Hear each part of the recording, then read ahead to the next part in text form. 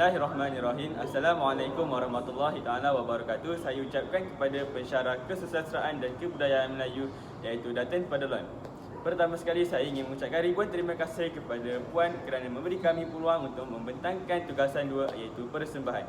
Saya Muhammad Najib bin Abdul Aziz bersama ahli kumpulan saya Nurul Wahidah Afzah akan membentangkan tajuk tugasan dua persembahan yang bertajuk Mat Kilau. Buku yang kami pilih ialah Mat Kilau. Baiklah.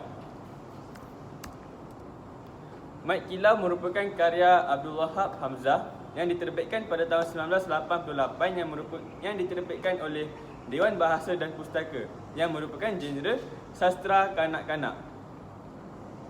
Ini merupakan buku yang dihasilkan oleh Abdullah Wahab Hamzah yang diterbitkan pada tahun 1988 yang mempunyai sebanyak 32 muka surat. Baiklah, sinopsis cerpen Mat Kilau yang akan serahkan kepada Nurul Wahidah Afzah. Baiklah, cerpen ini mengisahkan seorang pembesar yang bernama Imam Perang Rosu bin Syahrum dengan gelaran Tok Gajah. Tok Gajah dan isteri ini dikurniakan anak yang bernama Muhammad atau lebih dikenali sebagai Mat Kilau. Mat Kilau seorang yang ahli dalam seni mempertahankan diri. Mat Kilau amat disayangi oleh penduduk Pulau Tawar. Cerita ini amat menyayat hati apabila orang-orang Inggeris mula datang untuk memerintah negeri mereka. Siapakah sebenarnya Mat Kilau? Bagaimanakah Mat Kilau menjadi seorang pahlawan tanah air yang terbilang?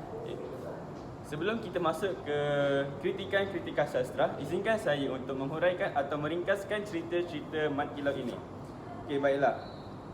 Pada satu hari terdapat seorang pembesar di negeri Pahang pada abad ke-19 yang merupakan pembesar ini bernama Imam Perang Rosu bin Syahrum atau lebih dikenali sebagai Tok Gajah. Tok Gajah banyak berjasa kepada negeri Pahang. Tok Gajah mempunyai seorang anak iaitu Muhammad. 3 tahun lalu, Tok Gajah memerintah Pulau Tawar dengan adil. Penduduk Pulau Tawar amat menyanjunginya. Pada satu hari yang indah, Teh Mahada, isteri Tok Gajah melahirkan seorang anak lelaki yang sungguh comel iaitu Muhammad. Muhammad sangat disayangi oleh keluarga di Pulau Tawar. Dia juga terkenal dengan nama timbangannya iaitu Mat Kilau. Seperti anak-anak yang lain, Mat Kilau mengaji Al-Quran dan diberi pelajaran agama oleh bapanya. Tok Gajah pula merupakan seorang pahlawan yang handal di negeri Pahang. Mat Kilau ingin menjadi seorang pahlawan yang handal seperti bapanya. Pada satu hari, ketika meminta Tok Gajah mengajarnya menggunakan senjata dengan betul, ketika itu umurnya baru meningkat 6 tahun. Baiklah, tapi lihat dulu cara bermain senjata ini, kata Tok Gajah sambil memegang tombak. Mat Kilau memperhatikan cara bapanya bermain tombak itu dengan penuh minat. Apabila tiba masanya untuk bermain tombak, dia dapat meniru cara yang ditunjukkan oleh bapanya itu dengan baik.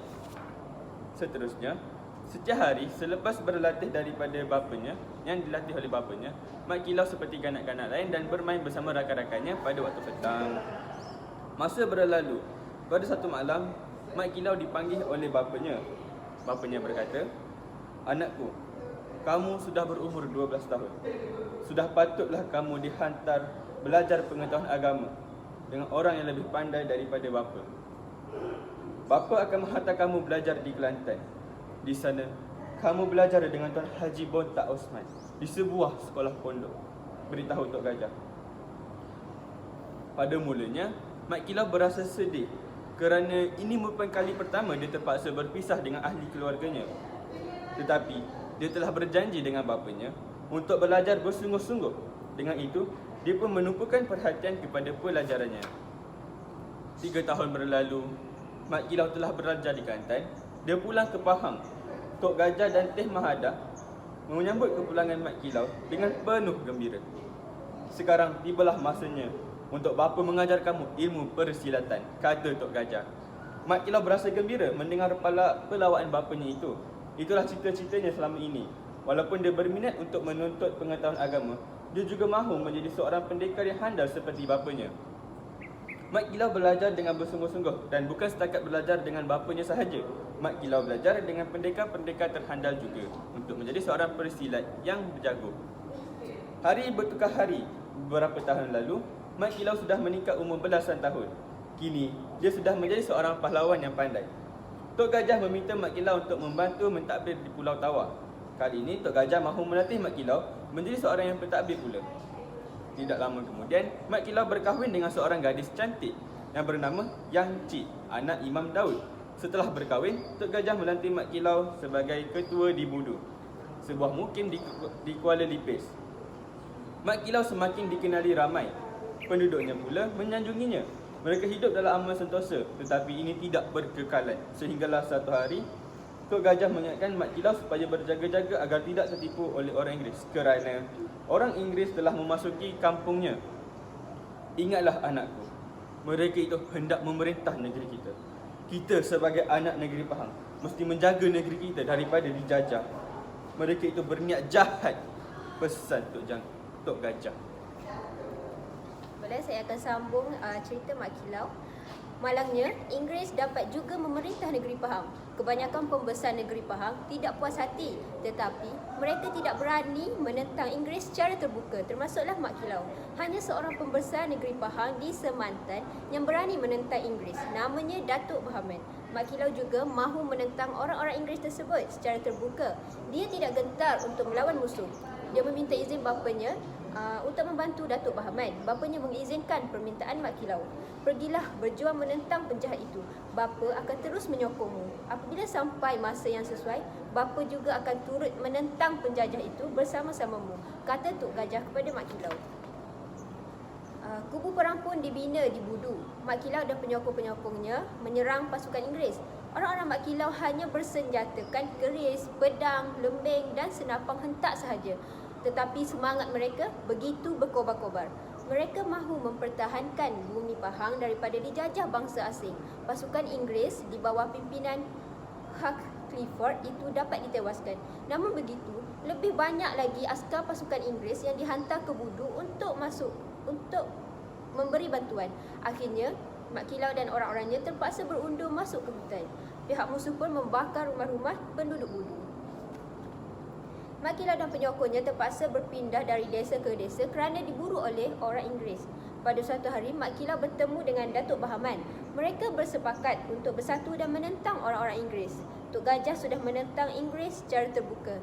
Dia terpaksa meninggalkan Pulau Tawar dengan penyokong-penyokongnya. Tok Gajah bertemu dengan anaknya iaitu Mat Kilau dan Datuk Bahaman di Kuala Tembeling.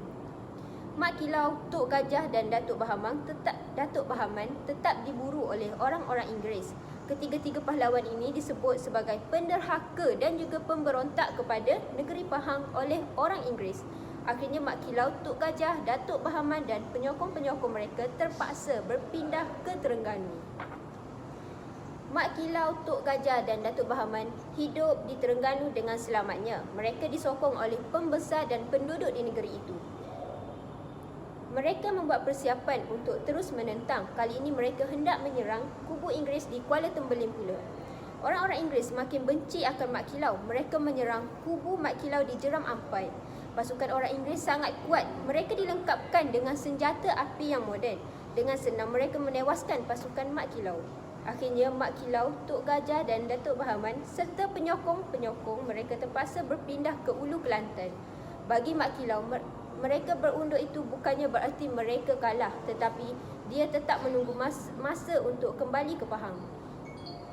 Di Kelantan, Mat Kilau bersama bapanya Datuk Bahaman dan penyokong-penyokong mereka singgah di Pasir Nerik. Di situ Mat Kilau mengajar anak-anak mengaji Al-Quran. Masa berlalu, Tok Gajah sudah tua dan uzur. Dia tidak bermaya lagi. Dia jatuh sakit dan meninggal di dunia di Pasir Nerik. Peristiwa ini amat menyedihkan Mat Kilau, tetapi dia tetap bersabar dan bertekad untuk terus berjuang menentang orang Inggeris. Pada suatu hari, Mat Kilau, Datuk Bahaman dan Awang Nong Cik, adik Mat Kilau, ditangkap oleh askar-askar Siam di suatu majlis jamuan. Mat Kilau mencuba menentang askar-askar Siam itu. Dia dipukul hingga pengsan. Mat Kilau disangkakan sudah meninggal dunia lalu diserahkan kepada Sultan Kelantan. Sebenarnya, dia masih hidup. Sultan Kelantan menitahkan supaya ditanam batang pisang di bunut payung sebagai tanda menggantikan mayat Mat Kilau. Setelah sembuh, Mat Kilau merantau mengembara di merata daerah. Dia terpaksa menyimpan identiti sebenarnya. Dia tidak mahu orang-orang Inggeris mengetahui yang dia masih hidup. Dia menggunakan nama samaran seperti Mat Siam, Mat Dadu, Mat Din dan juga Mat Dahan. Sudah beberapa tahun tanah Melayu mencapai kemerdekaan, Inggeris tidak lagi memerintah negara ini. Mat Kilau pulang ke Pahang, tetapi dia tetap merahsiakan identiti dirinya. Akhirnya, pada tahun 1969, Mat Kilau memberitahu kepada orang ramai tentang dirinya yang sebenar. Seluruh negara berbangga dengannya dan dialah pahlawan yang sanggup berkorban dan menderita kerana berjuang menyelamatkan tanah airnya daripada dijajah oleh bangsa asing. Itu sahaja cerita yang kami sampaikan. Saya serahkan kepada Najib. Baiklah, kita akan teruskan dengan definisi kritikan. Kritikan merupakan kaedah untuk menentukan atau menghakim serta memutuskan nilai yang baik atau buruknya tentang sesebuah sastra. Hashim Awang 1985 menyatakan bahawa kritikan sastra merupakan usaha untuk mengimbangi dan menilai karya sastra secara sistematik dan jujur. Menurut Mana Sikana 1986 pula, kritikan merupakan alat untuk mengenal dan memahami penulis, zaman dan juga kesusastraan nasional secara menyeluruh. Baiklah, berdasarkan jenis kritikan, terdapat 6 jenis kritikan yang telah dikenal pasti, iaitu kritikan sanjungan, kritikan teguran, kritikan saranan, kritikan pendekatan, kritikan penganalisisan dan kritikan penilaian. Baiklah, seterusnya kita akan pergi kepada kritikan sanjungan. Kritikan sanjungan merupakan pernyataan yang membuktikan rasa kagum serta berasa senang terhadap orang lain. Kritikan ini memuji karya dan pengarang yang berjaya menghasilkan idea yang masuk akal sekaligus menerapkan elemen yang menarik. Kritikan sanjungan ini dituju kepada pengarang kerana mempunyai daya intelektual, ketajaman serta kebernasan dalam berfikir. Okeylah, berdasarkan cerpen Mat Kilau ini, kita dapat kenal pasti tentang kritikan sanjungan ini. Contohnya, petikan cerpen yang pertama. Pada suatu hari, Mat Kilau ditangkap oleh askar-askar Siam di suatu majlis jamuan. Mat Kilau cuba untuk menentang askar-askar Siam. Dia dipukul hingga pingsan. Mat Kilau disangkakan mati lalu diserahkan kepada Sultan Kelantan. Sebenarnya beliau masih hidup. Ayat ini terdapat pada muka surat 29, iaitu pada suatu hari Mat Kilau, Datuk Bahaman dan Awang Nong Cik dan adik Mat Kilau ditangkap oleh askar-askar Siam di satu majlis jamuan. Mat Kilau mencuba menentang askar-askar Siam itu. Dia dipukul hingga pingsan. Mat Kilau disangkakan mati lalu diserahkan kepada Sultan Kelantan. Sebenarnya dia masih hidup. Sultan Kelantan merintahkan supaya ditanam batang pisang di bunut payung sebagai tanda menggantikan mayat Mat Kilau. Penerangan, ketokohan Mat Kilau terserlah apabila beliau secara lantang menolak orang Inggeris dan Siam melalui penentangannya yang tidak rapuh, pembabitannya dalam kepahlawanan Melayu yang sanggup memperjuangkan tanah air, iaitu Pahang. Cerpen ini membuktikan bahawa kita haruslah mencontohi sifat Mat Kilau yang sanggup berjuang demi negara hingga ketitisan darah yang terakhir. Seterusnya, kritikan teguran. Kritikan teguran merupakan kritikan yang memberi teguran serta peringatan yang ikhlas, jujur, amanah. Kaedah ini lebih praktikal dan sangat membantu kerana ia akan membantu pekritik untuk lebih berimbang ketika melaksanakan kajiannya. Kajian dengan menyatakan keistimewaannya, kekuatan teks dan karya sastra tersebut. Baiklah, seterusnya kita akan pergi kepada kritikan teguran berdasarkan cerpen ini. Cerpen ini sebenarnya gagal menceritakan bagaimana orang Inggeris boleh masuk ke kampung dan apakah peranan pemimpin dalam memastikan keselamatan negeri yang diperintah. Cerpen ini terlalu memberi fokus kepada Mat Kilau sebagai pejuang tanah air tetapi tidak menceritakan tentang peranan para pembesar atau peranan para pemimpin bagi memastikan keselamatan negeri. Sebagai penerangannya, cerpen ini juga menceritakan keistimewaannya tersendiri di mana besarnya tanggungjawab seorang ayah bagi memastikan anaknya mendapat didikan yang cukup dari segi agama dan juga ilmu persilatan.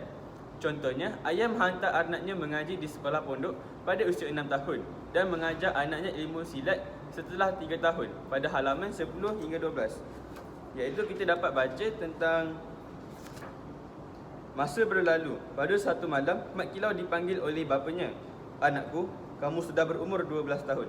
Sudah patutlah kamu dihantar belajar pengetahuan agama dengan orang-orang yang lebih pandai daripada bapa," beritahu Tok Gajah. bapa akan menghantar kamu belajar di Kelantan. Di sana, kamu akan belajar dengan Tuan Haji Bontak Osman di sebuah sekolah pondok. Beritahu Tok Gajah. Segala kehendak bapa akan saya patuhi, kata Mat Kilau. Saya akan belajar dengan bersungguh-sungguh. Pada mulanya, Mat Kilau berasa sedih. Inilah pertama kalinya dia terpaksa berpisah daripada keluarganya. Dia berasa sedih, dia rindu akan bapa dan ibunya. Dia teringat kawan-kawannya. Tetapi, dia telah berjanji dengan bapanya untuk belajar bersungguh-sungguh. Dengan itu, dia pun mampu menumpukan perhatian kepada pelajarannya. 3 tahun berlalu, Mat Kilau tamat belajar di Kelantan. Dia pulang ke Pahang. Tok Gajah dan Teh Mahada menyambut kepulangan Mat Kilau dengan gembira. Sekarang, tibalah masanya untuk bapa mengajar kamu ilmu bersilat pula, kata Tok Gajah. Mat Kilau berasa gembira mendengar perlawanan bapanya itu. Itulah cita-citanya selama ini. Walaupun dia berminat menuntut pengetahuan agama, dia juga mahu menjadi seorang pendekar yang handal seperti bapanya. Mat Kilau belajar dengan bersungguh-sungguh. Bukan setakat belajar dan bapanya sahaja, Mat Kilau belajar dengan pendekar-pendekar terhandal lain juga. Di sini kita dapat belajar bahawa tanggungjawab seorang ayah amatlah besar dan kegigihan seorang ayah bagi memastikan pendidikan yang cukup dipenuhi oleh anak-anaknya. Contohnya Mat Kilau yang mendapat didikan daripada ayahnya. Kritikan yang ketiga ialah kritikan saranan. Kritikan saranan merupakan kritikan yang menganjurkan sesuatu atau memperbaiki kekurangan serta memantapkan unsur-unsur yang membina dalam karya. Kritikan ini memberi memberi peluang untuk membaiki kekurangan dalam karya. Kritikan ini memberi impak yang positif dan amat signifikan kepada para pembaca serta para pengkritik. Kritikan saranan berdasarkan cerpen. Pada halaman 18. Malangnya, Inggeris dapat memerintah negeri Pahang. Kebanyakan pembesar negeri Pahang tidak berpuas hati, tetapi mereka tidak berani menentang Inggeris secara terbuka. Hanya seorang pembesar negeri Pahang di Semantan yang berani menentang Inggeris. Namanya Datuk Bahamat.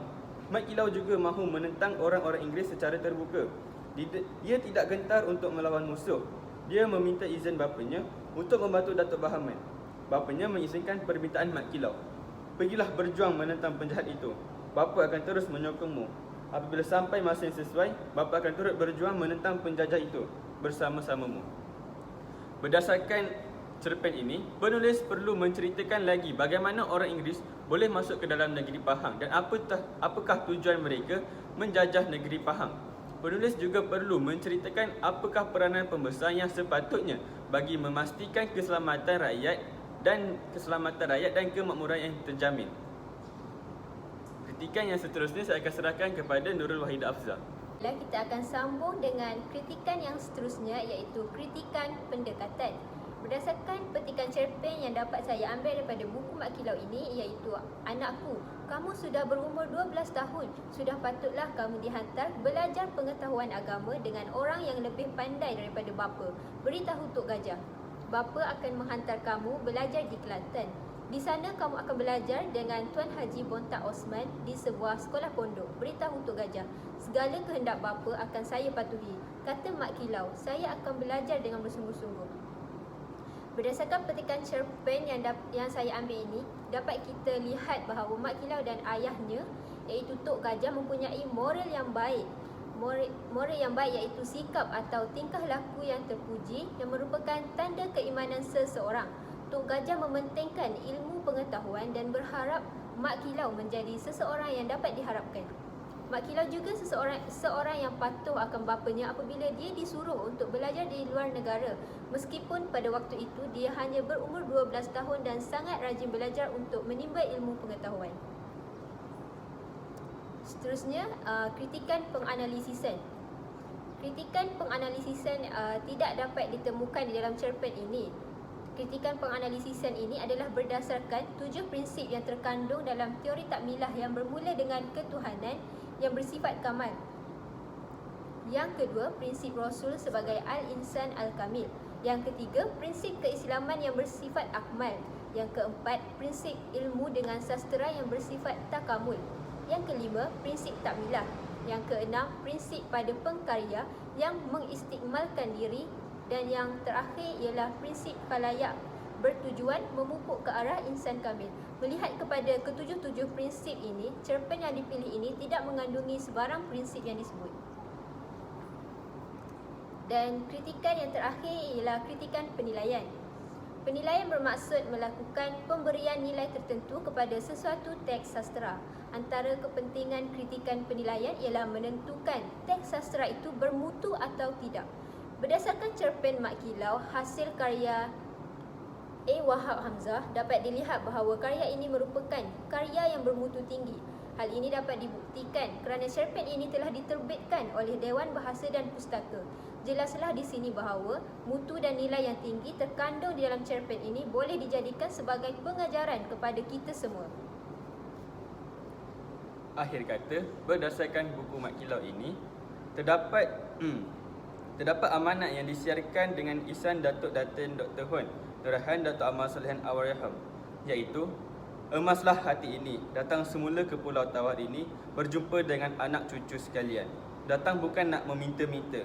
Kepada anak cucu sekalian, mengajilah dan belajarlah dengan bersungguh-sungguh. Kasihkan agama, bangsa dan tanah air. Sayangilah ibu bapa, jangan berkelahi sesama sendiri, hidup bermuafakat. Emaslah hati saya, datang ke sini.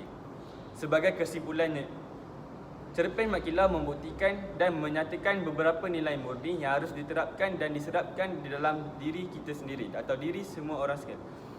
Di sini, Mat Kilau mengajar kita untuk belajar memperjuangkan tanah akhir hingga ketitisan darah yang terakhir dan mentaati ibu bapa serta menjadi orang yang berguna kepada masyarakat dan negara.